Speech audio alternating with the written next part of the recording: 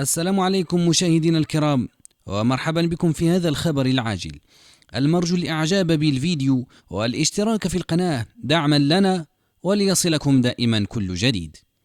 فتشهد الساحة الاقتصادية والاجتماعية في المغرب نقاشا مستمرا ومتجددا حول دور الوسطاء في سلاسل التوريد، خاصة مع التزايد الحديث عن إمكانية تقليص دور ما يعرف بالشناقة.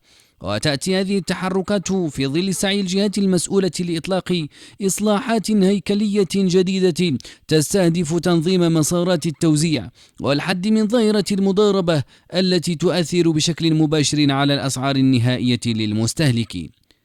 وتأتي مقترحة لرقمنة أسواق الأضاحي واعتماد البيع بالكيلوغرام.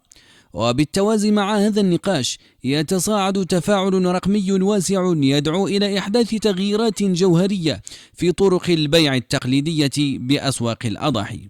ومن أبرز هذه المقترحات المطروحة اعتماد البيع بالكيلوغرام كبديل عن التقدير التقليدي بالعين المجردة، بالإضافة إلى تحديد سعر مرجعي يضمن الشفافية والعدالة لكل من الكساب والمواطن، مما يساهم في ضبط السوق وتقليل الفجوة التي يستغلها الوسطاء.